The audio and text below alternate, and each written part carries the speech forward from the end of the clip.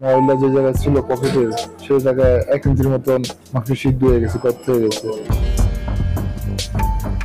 সদ্য বাজারে আসা মেড ইন বাংলাদেশ ইনফিনিক্স ব্র্যান্ডের হট 50 প্রো প্লাস মোবাইলের বিস্ফোরণে কোমর থেকে পা অবধি দগ্ধ হয়েছেন কলেজ ছাত্র তানভীর হোসেন। বর্তমানে ঢাকা মেডিকেল হাসপাতালে ব্যথা যন্ত্রণায় কাতরাচ্ছেন তিনি। হারাতে বসেছেন নিজের পুরুষত্ব।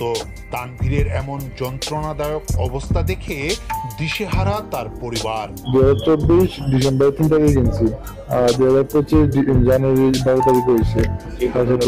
জি, এখন শুধু চলাফেরা করতেছে। আমার সাথে করতে কালকে আসছিল, 4 দিন পর আসছে। জানা যায় 12 জানুয়ারি ভোলায় প্রাইভেট শেষে মোটরসাইকেলে করে বাড়িতে ফেরার পথে হঠাৎ করে তার পকেটে থাকা মোবাইলটি বিস্ফোরণ হয়।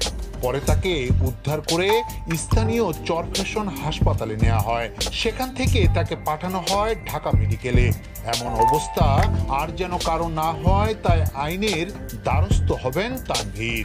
ইনফিনিক্স হট 50 প্রো প্লাস 2 মাস আগে হচ্ছে, জানুয়ারি 12 তারিখে এই মাসের 7:30টার দিকে ফেরত আসার পথে বাসা ঢুকনি, সে সময় হয়েছে ময়লা যে জায়গায় ছিল পকেটের, সেই জায়গায় 1 ইঞ্চির মতন মাংস সিদ্ধ হয়ে গেছে, কত হয়ে গেছে। আর অন্য অন্য জায়গায় পড়তে সেই জায়গায় রক্ত, ওই জায়গায় কোনো রক্ত আসে না।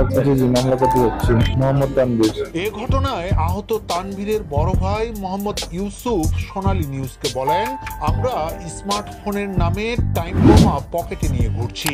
দেশের বাজারে ইনফিনিক্সের মতো এমন অনেক প্রতিষ্ঠান রয়েছে যারা মানুষের সুরক্ষার কথা চিন্তা না করেই ব্যবসার আশায় মোবাইল বাজারে ছেড়ে দেয়। এই যে ফোনগুলো যে মার্কেটে ছাড়তেছে, এগুলো কিন্তু একটা আসলে মানে টাইম বোমার মতো। এটা ফোন মানুষ যখন ব্লাস্ট হয়, এটা কিন্তু টাইম বোমার থেকে ভাই কোনো দিক দিয়ে কম না। কেউ একটা ফোন নামে একটা টাইম বোমা নিয়ে কেউ কখনো এখানে হাঁটতে যাবে না নিজের পকেটে নিয়ে। এখন তো এগুলা আপনারা দেখতেছেন যে বিভিন্ন কোম্পানির ফোন তাদের মার্কেটে সেফটি ইস্যু বজায় না রেখেই মার্কেটে ছেড়ে দিচ্ছে তাদের বিজনেসের জন্য। এটা বেসিক্যালি লঞ্চ হয়েছে আপনার, ওরা নিজেরাই বলছে, কোম্পানির লোক আসছে গতকালকে এখানে, মানে ঘটনা ঘটার 3 দিন পরে ওরা আসছে। এটা লঞ্চ হয়েছে প্রায় 2 মাস আগে। এদিকে ইনফিনিক্সের যে ব্র্যান্ডের মোবাইল দিয়ে এমন ঘটনা ঘটেছে, সেটার বিক্রি বন্ধ করতে চান না কর্তৃপক্ষ।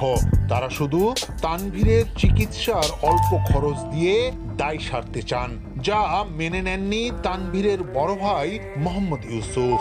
এখানে গতকালকে কোম্পানির লোক আসছে, এসে তারা আমাদের কাছে বিভিন্ন রকমের আর্জি জানাইছে যাতে আমরা এটাকে কোনোভাবে নিউজ কভার না করি।